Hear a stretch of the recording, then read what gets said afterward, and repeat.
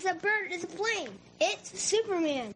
This is Dan Jurgen. This is Jason J. Lewis, the voice of Superman on Justice League Action. This is Mark Wade, writer of Superman Birthright. And you're listening to the Krypton Report.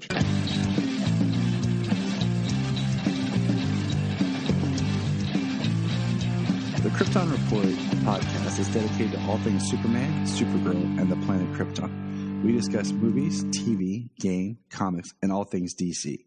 So join me, Tyler, with my co-host James and Jania. Welcome to the Krypton Report, and happy 300, James. 300 episodes. 300. This is Sparta. Makes me think that Family Guy where it's like, what movie do you want to see? The Last Mimsy. You chose 300.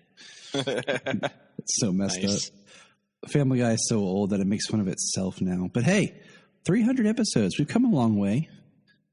It's been a fun ride. Like we're here. Like it's crazy. It's cool. It's wild how fast it's gone. I mean, especially since they weren't really numbered to begin with, and I had to go back and count. I had to go back and count, and then it was fun because I had to go back and count, and then where we were like switched to a different feed back when we were on the Southgate network, like it got a little mucky. So yeah, and then we're like, okay, well, we're right about here. We'll start counting from here. This works. So we could be a little over, we could be a little under, but we're on a a project now. Project. I've heard it both ways. I've been watching a lot of. Yeah, I've been watching a lot of sites, so I'm like, okay. Okay. But let's get at into least it. A projected path to move forward. Exactly. We've charted our course, and we're flying to that second start of the right, straight on till morning. So, let's see what's going on in the news. All right, got a lot of news. So we'll start with the fun stuff. Simple one. We talked a little bit about this, but Tyler has, quote unquote, a new costume for season 2 of Superman Lois. It's not really. He's got new boots, and it feels like they've just kind of taken some of the padding out of the costume, which we talked about that last season. Looked like they were already doing that throughout the course of the series. So, but people are trying to sell it as he has a new costume. No. Yeah. I don't know. It looks mostly the same, but yep. Yeah, absolutely padding. They just need to what do you call it? Lower the collar line and put a 3D symbol, and it might be like the perfect Superman costume. The Colin Farrell has officially signed on to be the HBO's Penguin for the HBO Max series that ties into the Matt Reeves Batman universe. So that's exciting because, I mean, it really wouldn't have sold me if Colin Farrell wasn't there. You know?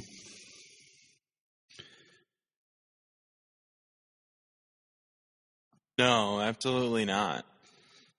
I mean, to me, it's kind of like if it's going to be about the Penguin, and it's not Colin Farrell, then what's the point? Mm-hmm. Yeah, no, I completely. We got some Black Adam photos. We still haven't got a full suit reveal, but they just kind of teasing us with stuff like The Rock was on the cover of a magazine, and we're getting we got some really good photos of what we can see. The suit looks awesome. Like behind the scene photos, the magazine cover, but we still haven't got a full poster size suit reveal, which is weird. Like, why not just show us the suit? You gave us the mini trailer. It kind of makes me wonder if he'll have a suit, and then he'll kind of have the same suit, but in a different form or something, like a secondary suit, because we see him wrapped in a Shaw thing, and he looks older. Maybe he powers up and gets younger, but the way that the symbol on his chest is kind of burnt looks pretty dope. Yeah. Well, his character is from ancient times, ancient Egypt and everything. So, we're potentially going to see, cross-time spanning storytelling, you know? What happened back then. They're supposed to be the Justice Society, so, you know, I hope that means more modern time. I hope they play more with like the Shazam or the the Shazam origin that Jeff Johns did in his New 52 Shazam, where it told a little bit of Black Adam, how it was like the lightning was coming for like his nephew, and like he killed his nephew right as the lightning was. He called down the lightning so that the lightning hit him. It could be interesting, or like, you know, he's teased, and he was teased twice in Shazam, but one was in a deleted scene, which sucked. Which I hate that they. Shazam's one of those movies that has 2 deleted scenes that I wish had never been deleted, because I felt like they just really added to the film. But we'll talk about that other time. Right. Well, I mean, who knows? At that point, studio, even at this point, who knows, it's fully committed, shared universe type stuff. Yeah. I mean, they have announced like The Rock is playing Black Adam, I think back in like 2014, 2015. So. Oh yeah, easily 6 years. So, I mean, at least the movie's been done. Yeah. So finally. I did read something about him talking about the suit and how, like when he first put it on and started moving around and everything, like it was padded. You know why? Like exactly. Why? He's The Rock. Like, you could literally just use body paint.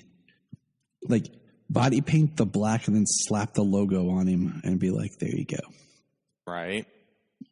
Like, so many people out there, even being fit, you know, they use that padding to accentuate, make them look more super heroic. But, like, yeah. Dwayne Johnson is just bigger. He's literally bigger. He's taller. He's more statuesque. He's more muscular than any of these people ever put on a superhero suit. This is true. I mean, I can understand padding to a point, because it also makes it, if you have a suit that's padded, it also makes it easier for hiding more pads and stuff for a stunt suit. So when you do a stunt, they don't look that much bigger, you know, because you always pad the stunt suit and stuff more to protect the stunt performer. Right. So but like we talked about how, well, then that's just an opportunity for somebody smaller to be Dwayne Johnson's stunt double. You know, his stunt double's like his cousin or something. Like he has, because he's the only one that's going to be his size. So it's like, and he's pretty close too. Yeah. What was I say? It's like, you know, Zach Levi is fit, but you could tell his suit was like really padded in Shazam. like, buddy, like I know you're fit, but yeah. And now they kind of toned it down with, you know, Fury of the Gods. But hey, speaking of Fury of the Gods, it has been announced that Wonder Woman's supposed to make an appearance, some sort of cameo appearance or something in Fury of the Gods. Yeah, that's going to... It makes sense, you know? And I think we've talked about this a little bit before, but like Wonder Woman 3 should be post-Justice League, and it should be about Diana returning to the island after Steppenwolf laid waste to the island. And it should be more about Greek mythology and some sort of mystic, like, do kind of the story where the island is that they're also the keepers of like Hades, like in the animated film, or something, you know, and do something more with like mythological creatures in Greek history, you know? Right. And maybe just make it all takes place on the island. So that's my pitch for Wonder Woman 3. And then we could see other Amazonian characters, you know? Yeah, really get the shine. Because there's these Amazon characters we see in the movies, but they don't ever really get to tell us their names or anything. Yeah. Like, a lot of them are names from the comics, but you would never... You'd never know. You'd never know without the closed caption. God bless you, closed captions.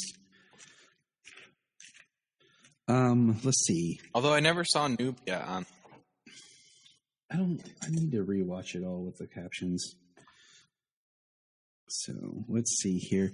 Blue Beetle is being moved from being an HBO Max exclusive to being put on the theatrical release. That's cool. That is cool, especially for Blue Beetle. Like, to me, just hearing like Blue Beetle, to me that says like HBO Max, and Batgirl would be my theatrical release. But I'm happy we're going to push Blue Beetle for theatrical. So I have a feeling it's going to be a really good movie. Yeah, I mean it's really good to see some other characters getting theatrical release as well, because there had been a lot of talks about like Batgirl and Beetle, for instance, as well as other characters having that extra outlet of HBO Max to get content made about them that would normally be made. They wouldn't normally put a smaller scale hero or even a racially diverse hero, at least prior, on the big screen like that. True, exactly. So, and it was nice to have that outlet on all these streaming services to be able to create different content for different characters, men, women, and all the different races.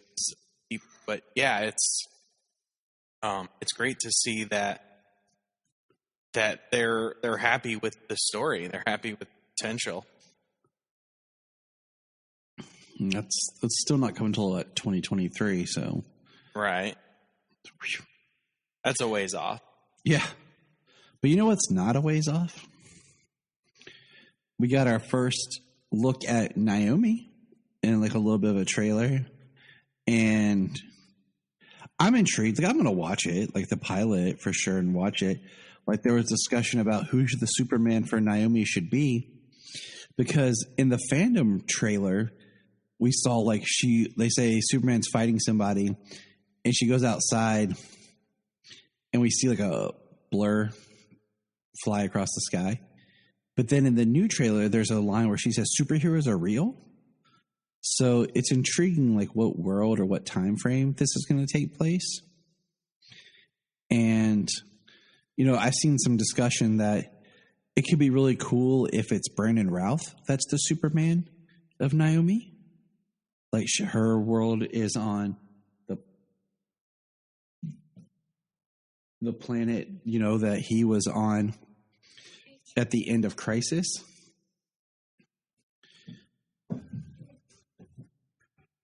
So, what do you think? Yeah, I mean, I was curious about that when she said that.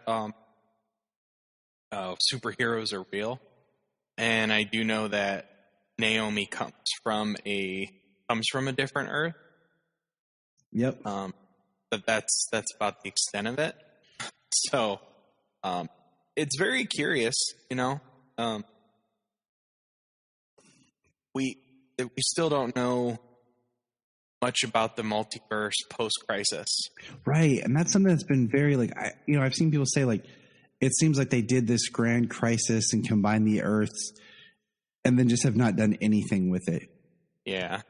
I mean, they gave us the Earth Prime where all of these characters were on one Earth, and sadly, I mean, part of it's got to be to blame is COVID.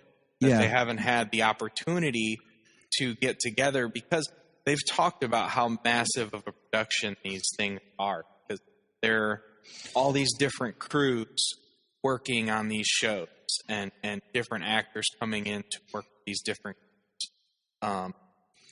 so it's a lot to juggle, and I mean, heck, the logistics that they have to travel and work in Canada for COVID, you know, it would be very, very strict schedule. And I mean, so taking a hop, skip, and a jump, I mean, we just wrapped up Armageddon, and that was a different way of doing a crossover where it was just 5 episodes of The Flash with people showing up on the show. Did you watch all 5 parts? I have not yet. Dang it, James. What the heck? Hey, I've had, you know what? I've had. I know. Sorry. Life. It has been it's been a rough week. Bunch of people in the house with COVID and trying to isolate, stay away, and James not catch it so I can continue to go to work. James is bunkered in a room downstairs in the corner. He enters and exits the home through a window. He actually had a pizza ordered and told the guy to meet him and deliver it through the window around the side. He's like, I am staying safe. Right. Wear a mask when I go to the bathroom, that stuff. He wears a hazmat suit. Right. So what parts have you watched? The first 2. So yeah, I'm quite a ways behind. Well, it was cool. Okay, I'll say that. I enjoyed it for the most part, but I really feel like the Alex Danvers and the Batwoman thing was completely stupid. Because they kind of cheated how they did it. And that's all I'm going to say. Like, them being part of the whole Armageddon thing was just kind of fan service of, hey, look. That's pretty much it. Look. And we'll talk more about it after you finish it up. But it does suck they did this and now The Flash has gone till March. Oh, wow.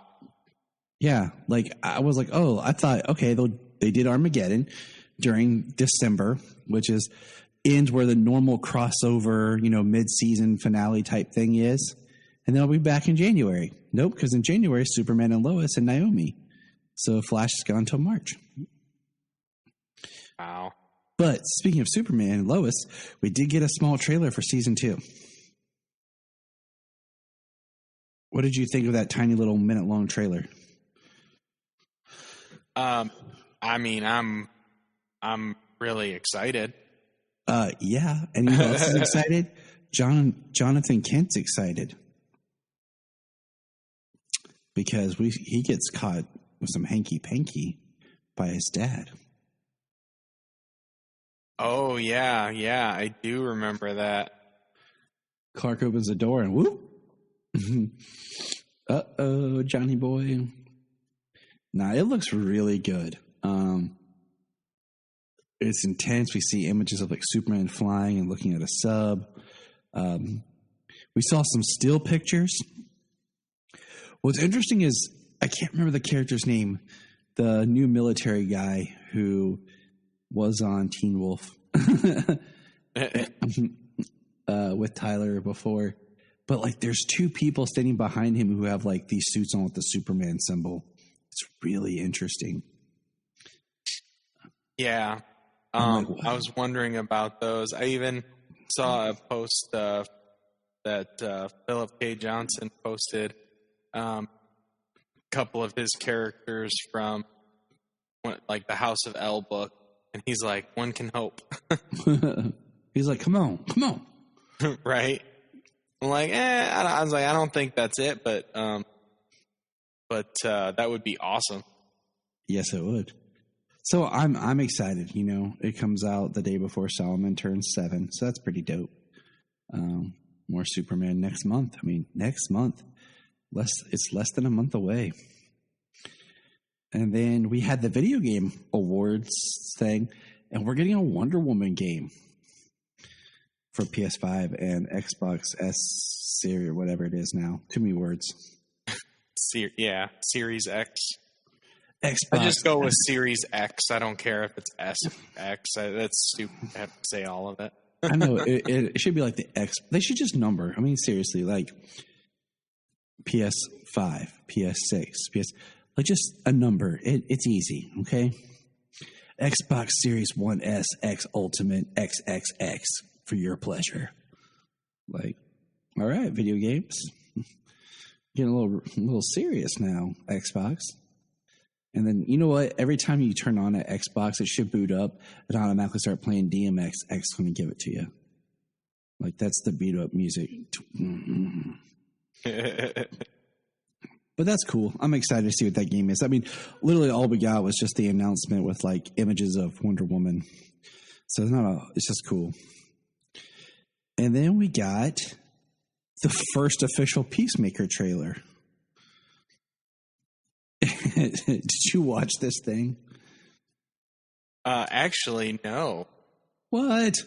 Actually, no. Let me go do that right now.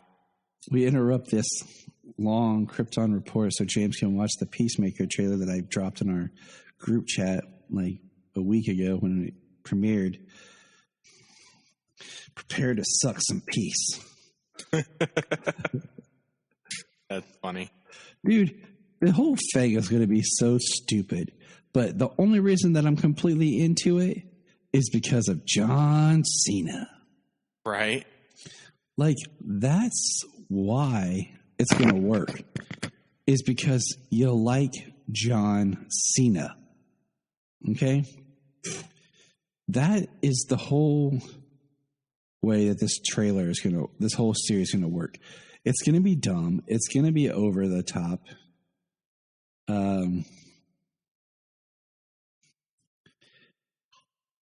And, you know, it's going to be James Gunn, you know? Yeah. John Cena sells it, though. Exactly. You know? And, I mean, have you ever heard of the guy Peacemaker? He's a trained killer. I mean, that's what I said. You like John Cena. Well, I mean, the opening there is he opens the door for his eagle to fly in the backseat. Yeah. And then he goes to see his dad.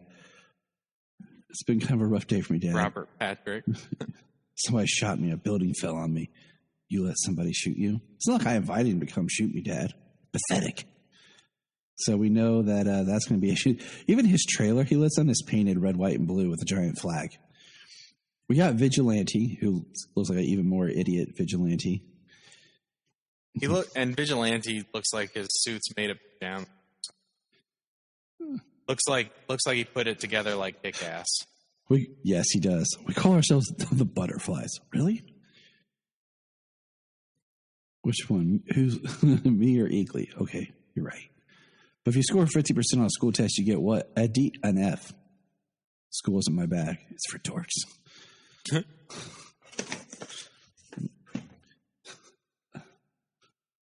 And then it's just, like I said, it's, you know, people complain like, oh, we haven't got this, but we're getting this. And I'm like, you know what?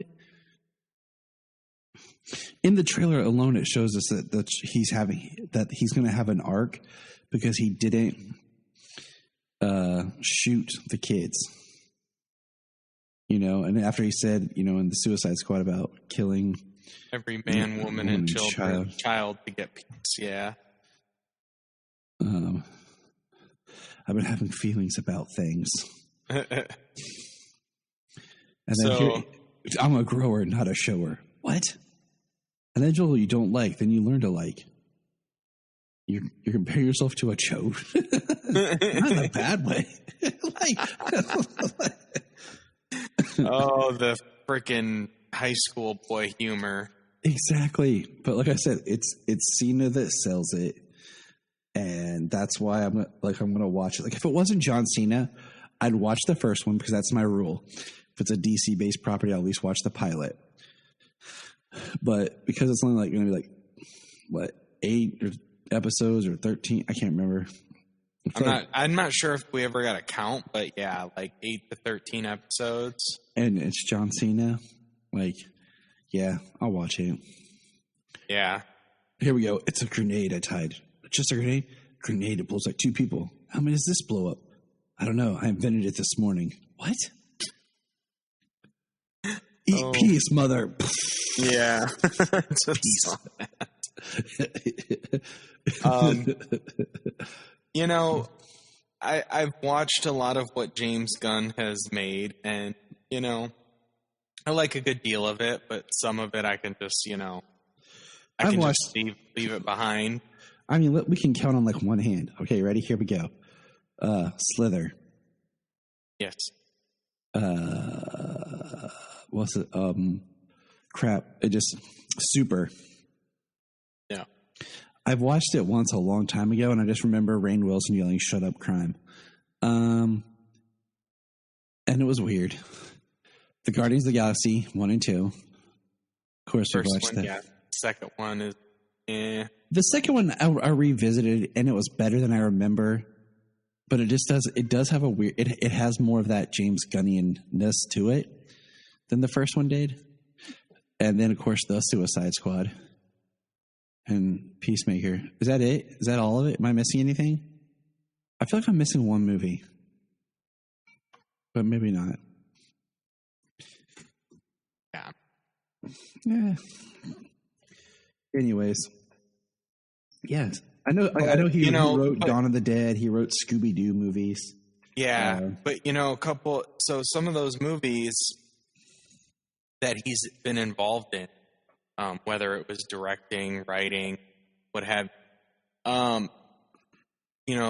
best movies are the ensembles, and it's the cast you want to see.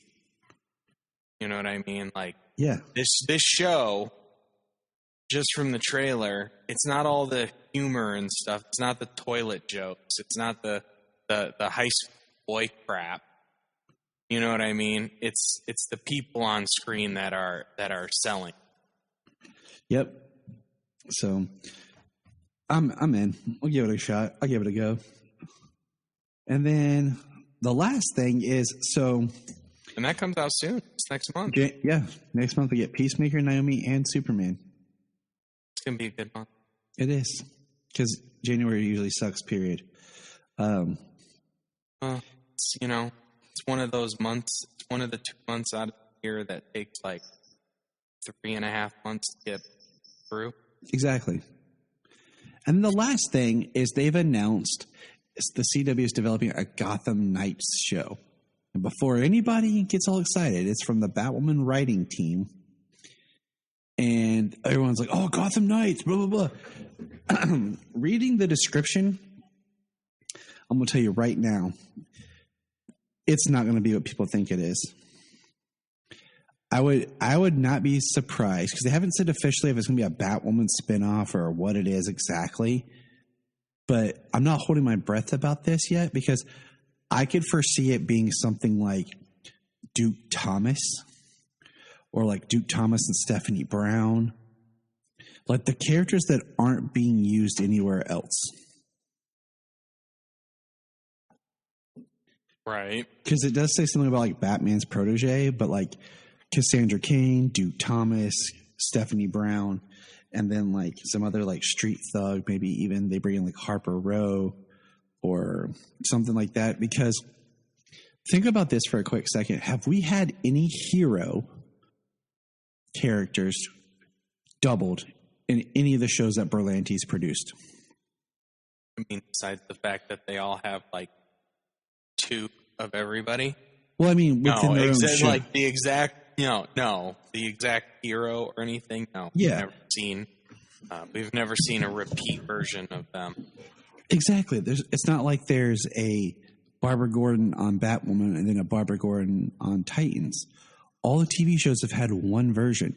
The only repeat hero we could say was the Superman crossover with the Superman and Flash, but that was the multiverse, and that was the whole point of it. It was crossing over with each other. You know what I'm saying? But we don't have 2 shows existing in the Berlanti-verse with the same character and different actors.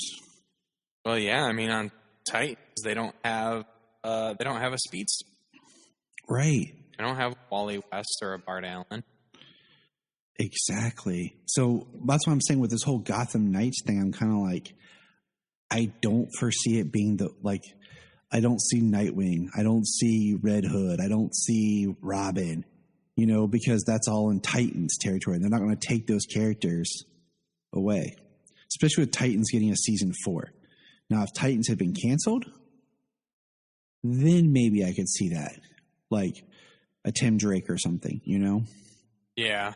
But I see it being maybe like a Duke Thomas or something like that. But that's my thought on this Gotham Knights show. We'll see where it goes. I mean, the one thing, like, this isn't really a spoiler, but like for Armageddon, like Mia Queen shows up, and it's like the most forced arrival, and they really spend too much time with her character trying to make her like Oliver, like season 1 Oliver, where she's just, I have to be hard, I'm gruff. And then they're trying to still force like the storyline from her failed spinoff. Oh, it's like they're trying too hard, like to, hey, people, get excited for Mia Queen, you know, like maybe we can bring this show back. And I mean, honestly, I mean, if they wanted to do something, I think the CW, if they did like a 6-episode miniseries of the Green Arrow and Canaries and do it kind of like how they did Armageddon, where she's like doing a road trip thing and interacts with different characters or whatever, could be cool, especially if they set it in the future. She meets Bart in XS, and I don't know, Connor Hawk. I can't remember what happened with him, but anyways, I think you could do like a cool 6-episode miniseries there. Would be kind of neat to just kind of wrap that storyline and make it something kind of a hype. Yeah, I mean, I'm surprised. You know, I mean, I guess that's not like, you know, that's not like the thing anymore. That's not the way that they do television. Like, you know, growing up, we used to see all kinds of series. Limited thing with a hand episodes, and it's like an event. Yeah, and I mean, it'd be really cool for them to, you know, I'm surprised that they couldn't sell that, like Berlanti sell that or something. I mean, like, the CW should just story up. People have been invested in these characters, so it's a continuation that's wrapped up. I mean, it's not like Berlanti's not producing most of the stuff the CW does anyways. I mean, he does Riverdale too. You know what I'm saying? Like, they ought to be like bowing at his feet like, oh, great Berlanti man. You know? Oh, you want 6 episodes? We gotcha. Sure, buddy. Here you go. Here's a check. Because, I mean, it would just be kind of cool. Like I said, like Armageddon's a really interesting template to think about. It was 5 episodes. It was like kind of like a mini series in a way. Event for the Flash that had other people a part of it. So you could do that with the Mia story, Green Arrow, and then, I don't know, I'll write it. It's cool. But hey, we got more to talk about. So let's get over to some comic chat. You ready? Yes. Fine. All right, let me go to my binder here. So, we're going to review. I haven't got a chance to pick up my most recent books because I've been really busy trying to get ready for Christmas and life and money. Yeah. Last week I didn't get there. This week I didn't.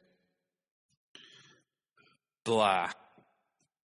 So we're going to look at Superman in Action Comics 1037, The Face-Off Against Mongol, written by Philip Kennedy Johnson. Now, I do want to throw out for anyone interested, our friends over on Last Sons of Krypton and The Aspiring Kryptonian have both had episodes recently interviewing Philip Kennedy Johnson. So I highly recommend checking those out. One was before this issue came out, and one was after this issue came out. So I highly recommend checking those out. He's a very interesting person to listen to talk about writing Superman. So for this story, James, why don't you take the lead here? Well, so we pick up, pick back up where the Superman and Thor are face to face with Mongol's champions. I mean, they're just. It's a nice page of all of them just kind of floating there. It's nice to see the few who can fly, and then the others who are on magic. And then Manchester smoking. Yeah. And we go to the United what is it? United Planets? Yep.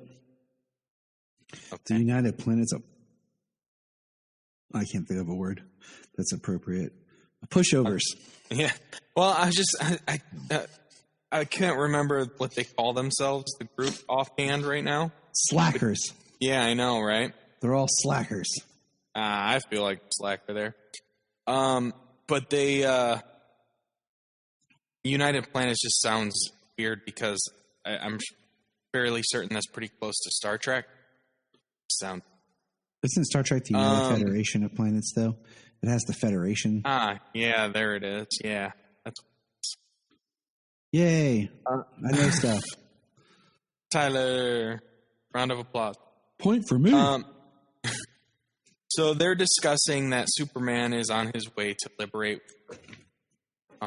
to free everybody and all the races and everything. They are talking about which of you would have these cannibals and child killers as your neighbors. What planets would open their doors to refugees of war world? People have only known violence and death.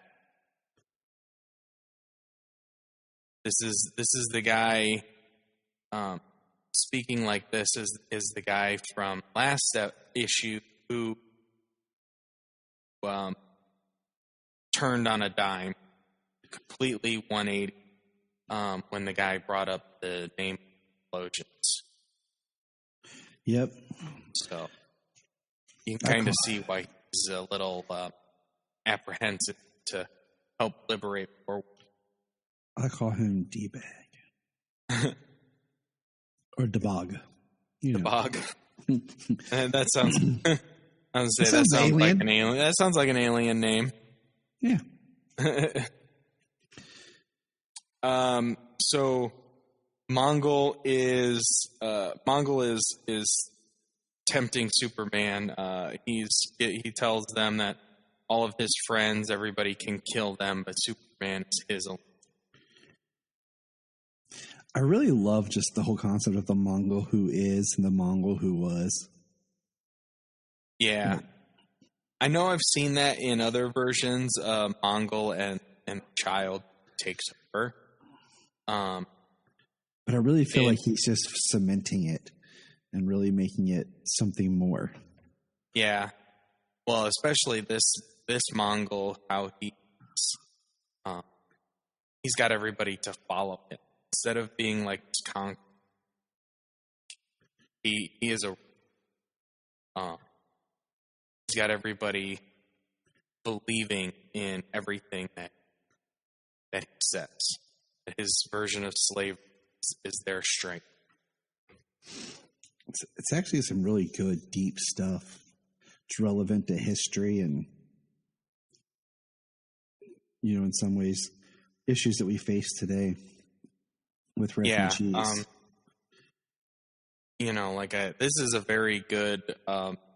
I'm very much enjoying Philip Johnson's writing on Super.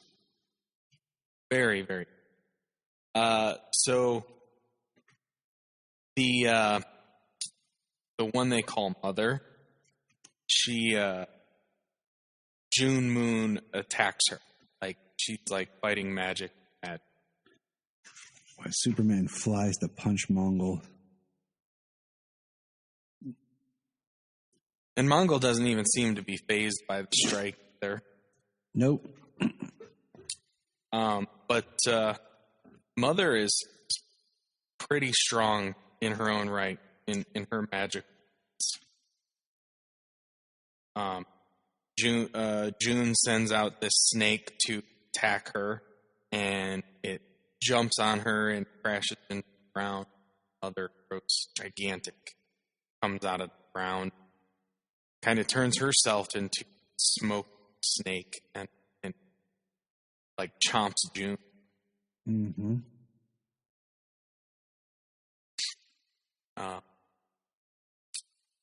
Apollo they all go to help Superman take down Mongol. Mongol falls. Then everybody lost without him. like cut the head off the snake. Yep. Apollo is flying in, and I almost want to call this dude like, I promise I don't remember all their names, but this dude just reminds me of like Nemesis. yeah, I can't remember. That's why I'm trying to see if I can see it anywhere. Because Apollo's like, with a little assist, this will be over in no time. And then he's ran right. Yeah, he gets knocked down. What happened? Like, he hit him, and Midnight's like, what happened? He says, I'm fine, just got my bell rung for a second. You're not ever going to say anything strange, or in our circles, we expect at least a minimum degree of trash talk of you. And boom, just runs Apollo right through. Yeah. It's almost as if Apollo is thrown off by the fact that he's not talking straight. Yeah. Not even a fight, just the killing blow. Yeah, no banter at all. And then he lands, and Midnighter goes after him. Yeah, well, yeah, and Midnighter's pissed. Apollo's his husband, so he's really mad. And then the Ebony Maw looking dude. Some said I can't remember their names. I just call them what they remind me of. Right. Well, it's exactly who he looks like. But Manchester has the best line, though, in this whole fight. Where he's talking about, my powers are bigger than yours. This orphan bot holds powers beyond anything you could walk away or die screaming. Sounds like you thought of everything. Stay back, animal, or... And then Manchester just beats him with a club. I wouldn't have it any other way. Yeah. He figures out that the big guy ran Apollo through is being controlled psycho by this. But Manchester Black, sometimes the old ways are the best ways. He's beating him to death with the club. And then the next page is back to Superman fighting Mongol. And they're exchanging blows. Mostly, it looks like Superman's mostly giving it to him. And he sends Mongol crashing to the ground. But he says, World War has no sun. When I was a Notling, War World furnace were fed by the planets we conquered and the bodies of their dead. When I killed my father and took his name, I pulled down these furnaces. What sustains the world now, I will tell you, beneath our feet are the star forges. Generators with the size of warships that produce radiation like that of a red sun. Great. Yeah, so like what's literally powering War World is making Superman.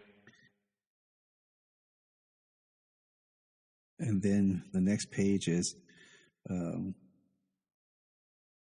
Omak and what's the other person's name? Leah. Yeah. They're fighting the baby. The orphan. Even orphan's not a cool name because that makes me think of Cassandra Cain. Right. Says, you should not have come, Leah Nelson. And the big mech suit crushes. Yep. And then Superman's over him. Don't be mad at them, Superman. They just don't get who you are yet. They will, though. They're going to save them all. I hope you're still proud of me. I'm sorry I couldn't. He says, Leah. This is your truest words. You get a shink. And next, when you turn the page, got a kryptonite spear ran through Superman's chest. Not your poisoned, weakening body. Your love of weaker, lesser things. That is why Mong not Superman yet. So say the dead. As you once boasted, Superman, only one of us now stands. He's got Superman in the air on the end of this fight. Very Vlad the Impaler. Yeah. And yeah, the United Planets are all watching. And on this day, the Superman of Earth died at the hands of Mongol. I don't know that Roman numeral, so I'm not even going to try. Hold on. Where is it? Where?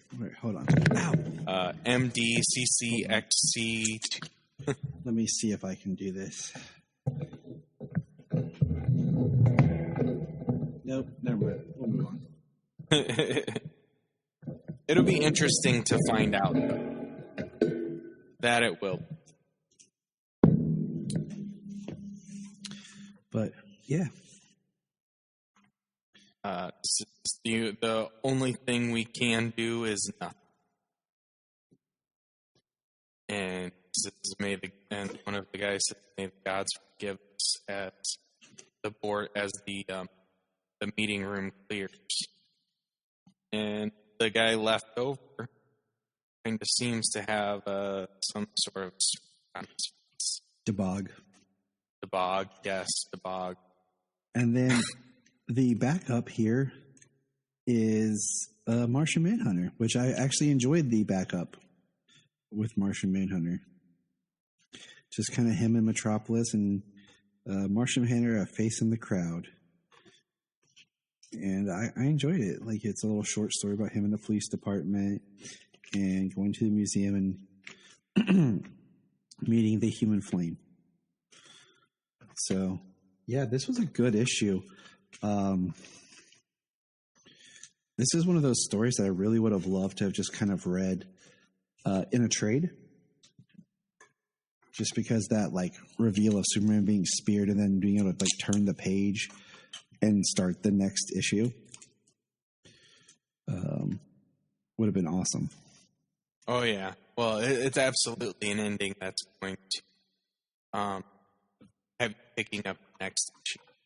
And the thing is, the fact that we got Future State before we got this, and we have we saw that Mongol killed Superman and revives him.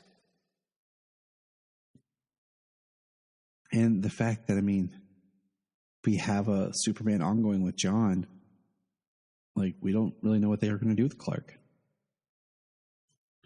So it's interesting. I think an interesting story down the road would be an interesting story between Clark and John, like where Clark comes back or whatever, and they have like opposing views on something.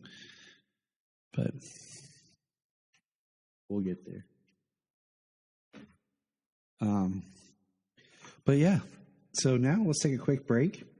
We'll come back with whatever happened to the Man of Tomorrow. And we're back. So let's say here, Alan Moore. You ever heard of that guy? No, who's that guy? Yeah, well, who's that guy? The wizard, I hear. That is true. You're a wizard, Alan. He went to Hollywood. Okay. I don't think I've ever made you laugh that much. That was a good one. Well, we did just get our new trailer for the third Fantastic Beasts movie. So, Wizarding World is on the brain.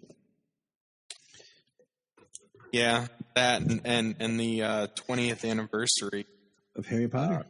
Yeah, coming out on New Year's Day. Looking forward to that. Oh, me too. Me too. So Alan Moore, one of the most prolific writers in comics, and he wrote a little thing called Watchmen. And among many, many other things, he revamped and really made Swamp Thing a very intriguing character. He was the one that was more about like the living plant than being a man, like the plant with a consciousness. Yeah. So he wrote a story called Whatever Happened to the Man of Tomorrow, which is one of those last Superman stories. Let me pause 1 second. Sure. I've always had the thought about that. I haven't gotten to read the anatomy and see how, but in my opinion, doesn't if the consciousness change, even if it didn't reside in the body, consciousness resided in some other place or some, didn't that be the person? You know what I mean? Mm-hmm. Because his body is made up of nothing human, no flesh to speak of, but his consciousness resides there. He has memories and same person based on his experience. Doesn't that make the same person? Yes, I think this is a deep philosophical discussion that people talk. The same idea of like putting our mind like in a computer. You know, you're still the same person. You're just no longer that physical human. Like I guess that's some other thing. Like it's a plant with the man of a living plant with the consciousness of a man. So does that make him a plant? Thinks he's a man, or right?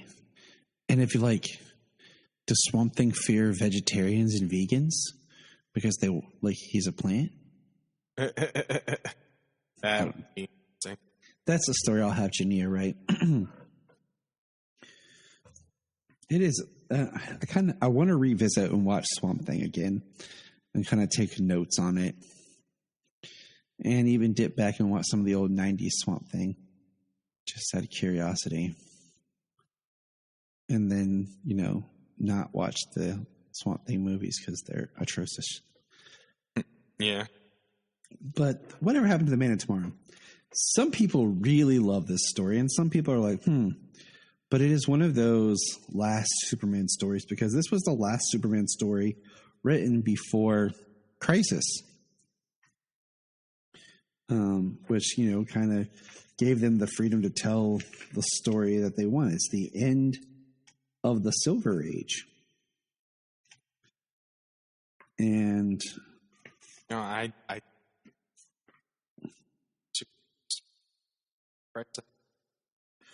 and what's interesting is I shared that fact with James. Yes. So this is part of this is our special comic story of the month. Is the I have it in a collective hardback trade that just recently came out. It has a couple other of the Alan Moore Superman stories in it, like Swamp Thing Superman story and For the Man Who Has Everything. So it's a really good read. But the first one is in Superman, and the art is by George Perez and Kurt Swan, and it has a little intro from written at the top, and it says, "This is an imaginary story, which may never happen, but then again may." And it has a whole line, and then at the very end it says, "This is an imaginary story, ... but aren't they all?" It's a very interesting read at the top. We see the Superman statue, and what it is, it's in the future. I think they say 97. It's August 16th, 1997. The future past. And Lois Lane / Lois Elliott, because she's been married, is being interviewed by the reporter for the Daily Planet about what happened during the disappearance of Superman. And she begins to recite and tell her story. And she talks about how it started, Superman was exploring space, but it started with Bizarro attacking. And Bizarro's attacking, and during the Superman battles Bizarro basically kills himself. And he takes blue kryptonite and basically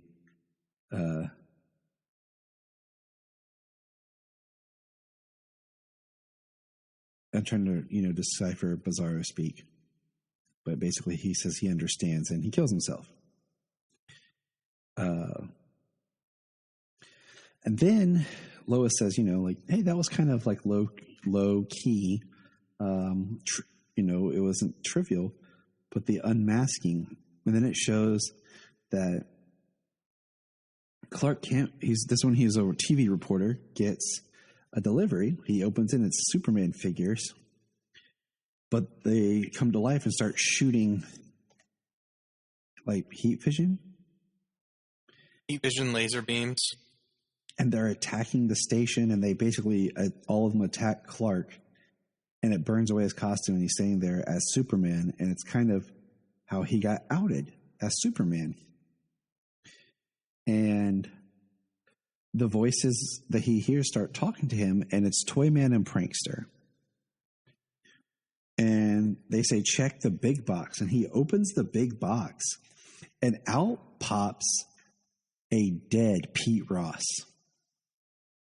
And they talk about how they beat him to get, Superman's identity. And like one of the best lines that Superman says, do you know what radio waves look like? And they're like, huh? He says, because I do. I love that idea. Like he can see the radio waves. Yeah. He'd have a much easier time tracking down villains. If they all just talked on the radio. Right.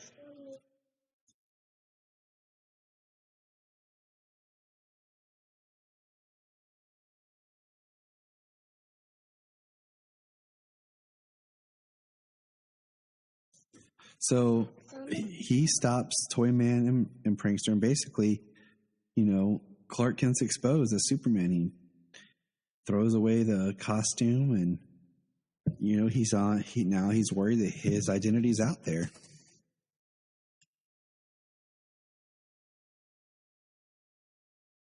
Yeah, what was interesting though is those toys blew up cameras. So I mean, other people there reported on it. What jerks.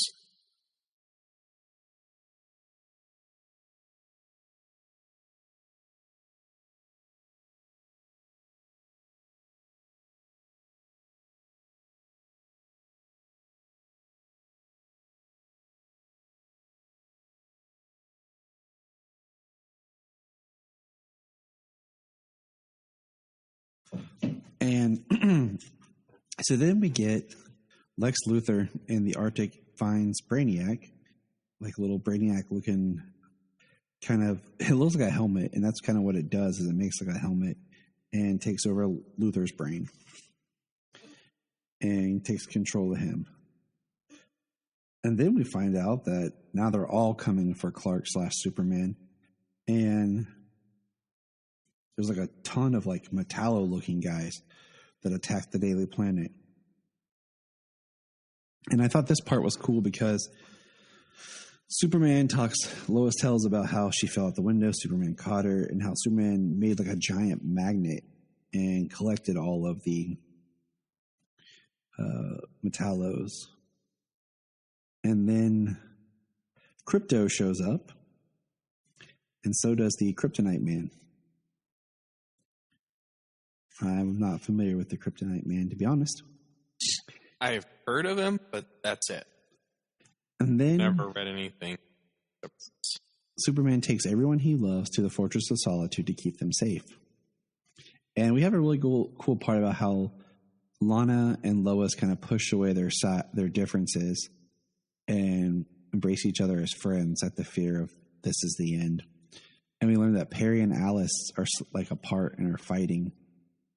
And then this is like the part where it gets a little confusing to me, just because the Supergirl lore, like Supergirl's dead at this time.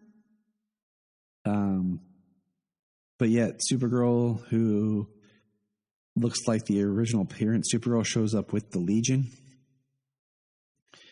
And she asks, "Oh, how am I doing? Did I grow up to be beautiful?" And Clark's like, "Yeah." And then he takes Brainiac to the side, like, "What are you doing? She's dead at this time." And there's a line here that's really interesting about how you can't travel back in time to a place or time where you already are. So they have to say that Supergirl is of that time is in the past right now. And that's why this Supergirl can be here. And I was like, wow, that's convoluted, but interesting. Right. And they give him a statue, and then it's kind of like they're saying goodbye and paying their respects to him. And then they disappear back to the future. And then this issue, it's a 2-issue story, ends where it says he looks as if he's been crying. And it's Superman sitting and like his hand in his face in his hand, and Krypto's by his feet. And then the next one is in Action Comics, and it's by Alan Moore, Kurt Swan, and Kurt Schavenberg. And it starts with Lois continuing her interview, and her husband shows up. Her husband, Jordan. He shows up. They call him Jordy. And he comes home from work, and he goes to take care of baby Jonathan, who's asleep. Then Lois goes back to telling her story about how they watched Superman destroy the key to the fortress. And then Luthor shows up with other Superman villains. The Legion of Supervillains. And they're going to basically attack the fortress. There's a bubble around it. They're inside. Other heroes are showing up. Batman, Robin, Wonder Woman, someone I don't know, and Captain Marvel / Shazam are trying to break in. And this is the part I like, is we have Clark. I'm going to call him Clark. He's Superman, but he's Clark. Has a heart-to-heart with Perry White about how he never really loved Lois or Lana correctly because he always kept them at bay, and it wasn't fair to how he treated them. And then inside the fortress, Jimmy, good old Jimmy, takes the Elastic Lad serum to get superpowers. And Lana goes into a bath that will give her superpowers. And she gets super hearing and actually hears Superman's kind of confessing to Perry about, how much he loves Lois, and how as Superboy he kind of Lana was the only girl he loved. And it was interesting. And then Jimmy and Lana go outside to fight the Kryptonite Man because Superman and Krypto could never fight and get to him. And then superpowered Lana kills Lex. And then Judo chops him in the neck and breaks his neck.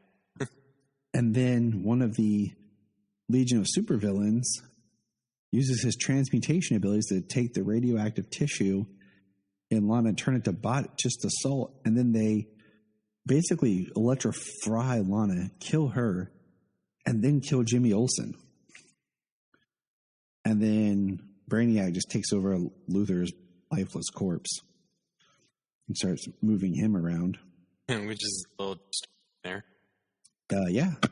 Walking around with a head flopping around. But Jimmy destroyed the shield generator that should have brought the dome down, but it's still up.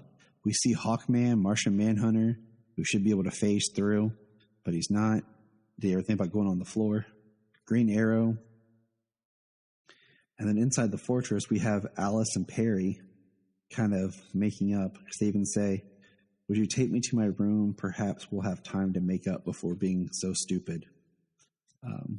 The Kryptonite Man shows up and basically is taken out by Krypto, but he basically poisons Krypto and kills Krypto. So Pete Ross, Lana, Jimmy, now Krypto were all dead. And Lois says, "I was with Superman when he heard his pet's death howl, but we couldn't do anything." Clark comes out, finds out Lana is dead, loses his junk, and starts heat visioning the Legion, but they escape to the future. Clark sees Lex's weird corpse and that Brainiac is dying, and the Brainiac thing falls off of his head. And then Clark realizes there's one person who's not there. It's Mr. Mxyzptlk.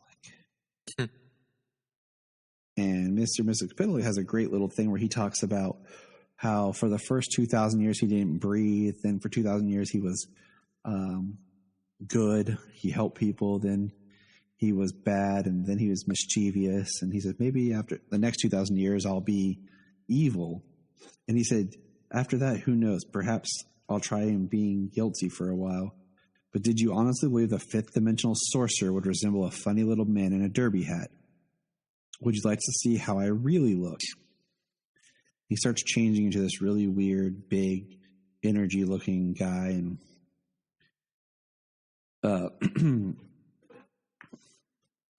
and then he says, why struggle? You know there's no escape. Today you meet your greatest foe and shall be no more. Why the whole 30th century knows it. Superman looks at the trophy that he was given, and it has the Phantom Zone projector on it. And then he gets an idea. He pulls it out to send Mr. Mxyzptlk to the Phantom Zone. And Mr. Mxyzptlk says his name backwards to escape. And as he goes to escape to the dimension, Superman hits the Phantom Zone projector. I do want to point out that Mxyzptlk is putting off blue and red energy. I'm just curious. And Superman basically, he says he killed Mxyzptlk because he was ripped in two, because half of him was trying to go back to the fifth dimension and half it went to the Phantom Zone. And he says, torn in half between dimensions, he panicked when he saw the ray and made a fatal error, just as I knew he would. I killed him, Lois. I intended to kill him. I just couldn't risk letting anything that powerful and malignant survive. So I made up my mind and I did it. I broke my oath. I killed him. But you had to. You haven't done anything wrong. Yes, I have. Nobody has the right to kill. Not Mxyzptlk, not you, not Superman. Especially not Superman. And then he walks into a room full of gold kryptonite. And then the other heroes finally make it inside, see the dead, find Lois at the gold kryptonite door. She says they discovered a hidden passageway leading out the fortress, and it was finally concluded that he'd walked out powerless into the sub-zero wastes to freeze. They never found his body. And then basically the guy, Tim, from the Daily Planet's like, wow, do you think he survived? And she's like, I don't know. And then Jordan brings out Johnny, and him and Lois are talking about their day and his work. And we see Johnny playing with coal and makes one into a diamond. And Jordan's talking about loving his job and doing normal stuff. And she says, you know, you were pretty hard on Superman earlier. He says, Superman? He was overpowered and too wrapped up in himself. He thought the world couldn't get along without him. And then at the end, Lois, my love, what do you think? And he winks. And it says, the end. So what do you think about that story? I mean, I always thought it was pretty wild how, I mean, everybody dies. Or so many people. Yep. Jimmy's friends and then all villains, the way they die. It's like they had to take every Superman villain off the table to be okay that Superman is no more. Right. Yeah, I think once they're all gone, you know, he has the option of kind of quitting, I guess, for lack of a better term that I can think of right now. I mean, I thought it was pretty wild the way that everything goes down. Lana and Jimmy getting powers to help, and then they die. Lex being killed. Krypto and the Kryptonite Man basically killing each other. And Brainiac being destroyed. And then the way he kills Mixie, he says that he intended to kill him. Like, it was like the most powerful being of the time. Everybody else died, and he killed the biggest threat of the time. And now it was time for him to give up being Superman. Right. It's kind of like, it'd be like if he gave up being Superman after defeating Doomsday, and I think it's just weird. Okay, one, he has the whole conundrum about I killed and no one should kill. And I understand that. And it's because he killed that he gives up being Superman. And I get that. But at the same time, I'm like, once you introduce Superman to the world, I just feel like you can't really go back on it. It's like the lightning the genie's been out of the bottle, Right.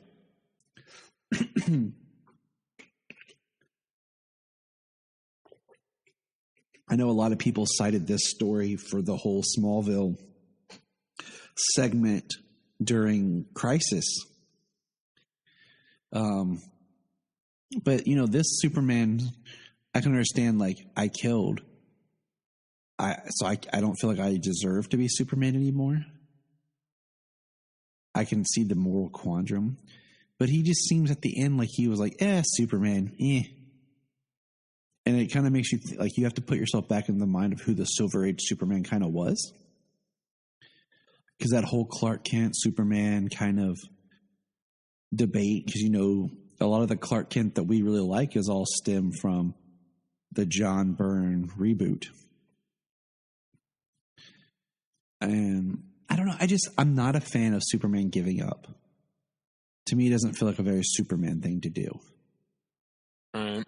Even when he did something wrong like that, he would be like, I need to be held accountable by my peers and be judged or whatever. I don't like the idea that Superman would just give up. It's a never ending battle for truth and justice. Yeah. I mean, when there's a story, when they make the future a better place after everything's said and done, it's kind of one thing. I don't know. I mean, I don't think that, the characters that played Superman, Batman, I don't think that they would quit or give up if they could. I mean, Batman being mortal, so gotta live, Yeah. I mean, but that's the beauty of knowing, hey, this is the end of this, and then we're going to do this reboot. So it gives you the freedom to write this kind of a story, and it's in canon and not in Elseworlds, right. Because they just rebooted it with Crisis. Yeah. And, the only thing that really gives you an idea that Jordan is Clark in the end is that Jonathan crushes the piece of coal in diamond. Yep. And I mean, even the names, Jonathan and Jordan. Yeah, and then his hair. And he winks at the camera, or the breaks the fourth wall kind of thing and winks, Yep. But I mean, I like it. This is definitely a story I think would make a really good animated film. It's 2 issues, but there's enough in there. If you actually had the battles and had a little bit more of the dialogue, I think you could do a really good, solid, 90-minute animated film. Yeah. Especially with the really great framing of Lois being interviewed. It's just, I think it'd be a really good one as a standalone film. And it makes sense. It brings up a lot of the debate about, should Superman, what he should do. And right. Well, there's quite a bit packed into the 2 issues. Yeah, there is. Actually having to speak out the dialogue and show the action sequences. Yeah, I think it's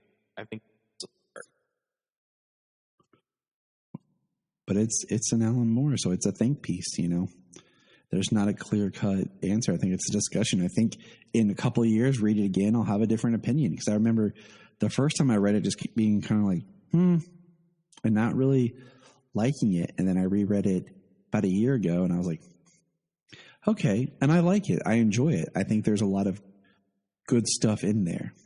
I think it's deep, but it's also like you can mine for more. I mean, the fact that everyone died but Lois, basically. In a lot of ways, Superman's world was over because everyone died. But any other final thoughts, James? We'll wrap it up here for our 300th. Whatever happened to the Superman blue and red of tomorrow? Right. No, I suggest everybody take a bit to read it. It doesn't take too much of your time. It's a good story. It's very interesting. It's well written. The art is great. And like you said, a lot of people have cited this story as part of why Clark abandons his powers in Smallville universe in Crisis. Maybe you can see something similar. They don't give us enough to go on in Crisis. It's just enough to get to see him as Clark again on the Kent farm. Mm-hmm. It's interesting. It is an interesting, debate of, should Superman quit? And I think you have to have some sort of strong catalyst. Right. Which I think in this it gives a very strong catalyst. So many of his friends died. So many of his villains were killed, all in the same battle. It's I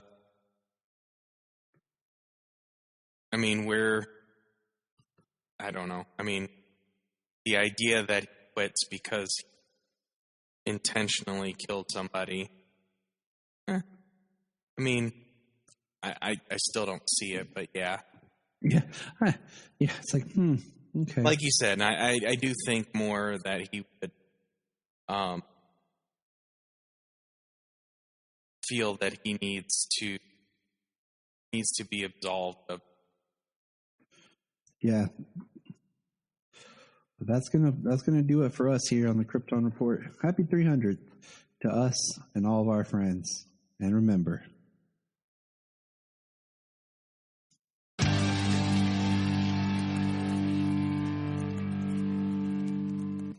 up in the sky.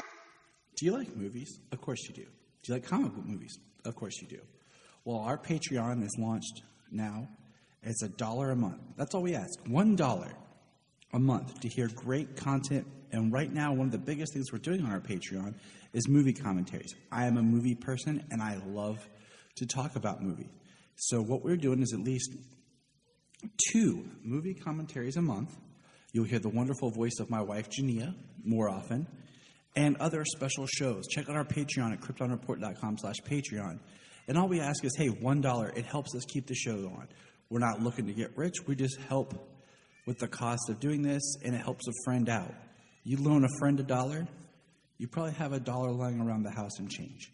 So check out patreon.com/KryptonReport. Sign up for the $1 a month and send us a message. You can be on the podcast. We can talk about something, anything you want to talk about. You can join us for a movie commentary if you want. So check it out. And if you want to have a good time, keep listening to the Krypton Report. If you're enjoying this podcast, here's some of our favorite podcasts to check out. Digging for Kryptonite, The Aspiring Kryptonian, Superman the Animated Podcast, The Last Sons of Krypton, The Geek of Steel, The All-Star Superfan Podcast, It All Comes Back to Superman, and Superboy Legacy. Supergirl Radio, and of course, always hold on to Smallville. Check all those out, enjoy those supercasts, and remember, keep listening. The Krypton Report is a Tears production. We thank you for listening and enjoying, and please support us on our Patreon account, our TeePublic store, and check out our social media. Always remember to look up in the sky.